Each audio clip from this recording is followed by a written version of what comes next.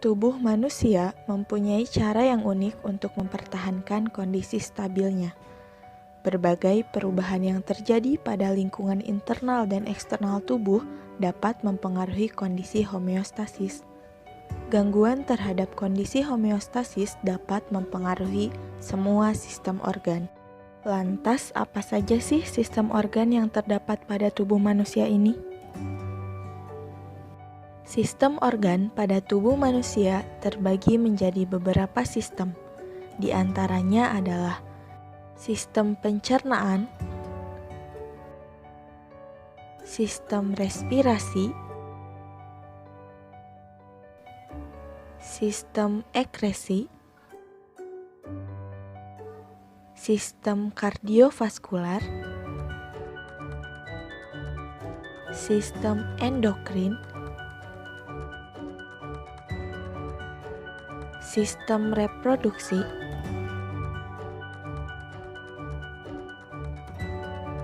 dan sistem saraf. Diawali dengan sistem pernapasan atau biasa disebut dengan sistem respirasi. Suatu bentuk karunia dari Tuhan yang memberikan udara oksigen untuk bernapas dan bertahan hidup. Sistem pernapasan ini berfungsi untuk mengambil oksigen dan mengeluarkan karbon dioksida. Adapun komponen yang terdapat pada sistem respirasi ini ialah hidung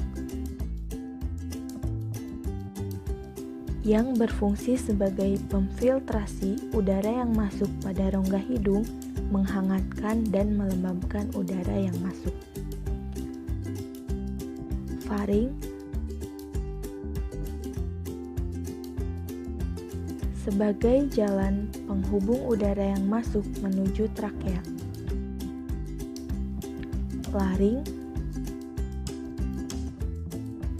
berfungsi sebagai protektor yang mencegah objek masuk ke trakea.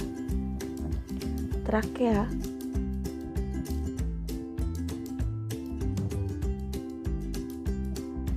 sebagai jalan masuknya udara dari laring ke bronkus.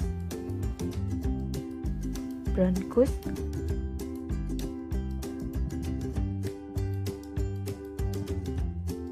sebagai pemfiltrasi udara yang masuk dari trakea menuju bronkeolus. Bronkiolus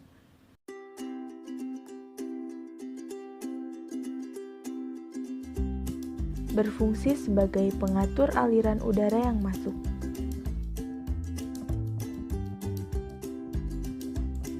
Dan yang terakhir adalah alveolus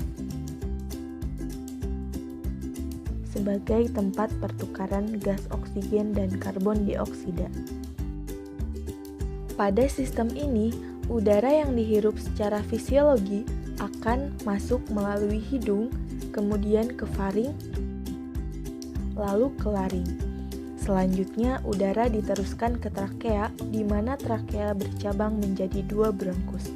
Bronkus tersebut bercabang-cabang lagi membentuk bronkiolus dan akhirnya bermuara di alveoli sebagai tempat terjadinya pertukaran gas melalui difusi.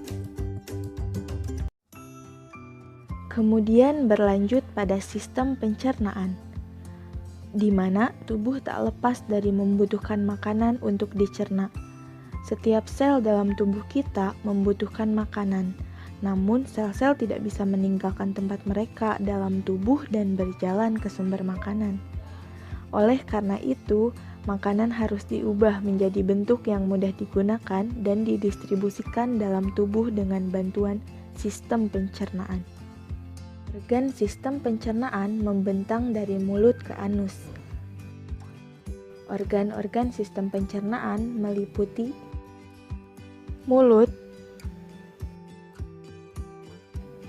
faring,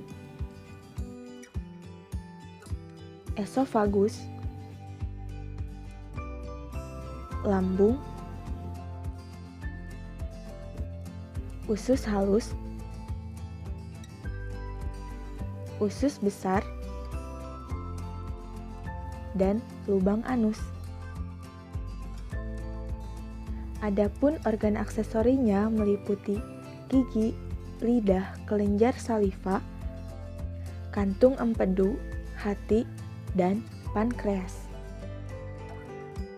Proses pada sistem pencernaan diawali dengan masuknya makanan ke dalam mulut, kemudian terjadi proses pemotongan secara mekanik oleh gigi dan bercampur dengan saliva yang mengandung enzim amilase dengan mengubah amilum menjadi maltosa.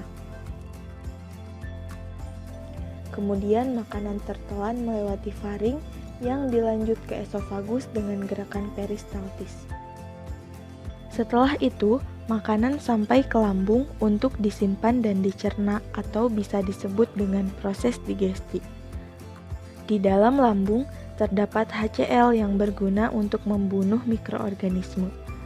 Selain itu, terdapat pula enzim pepsin yang mengubah protein menjadi pepton, renin yang mengubah kaseinogen menjadi kasein, dan lipase yang mengubah lemak menjadi asam lemak.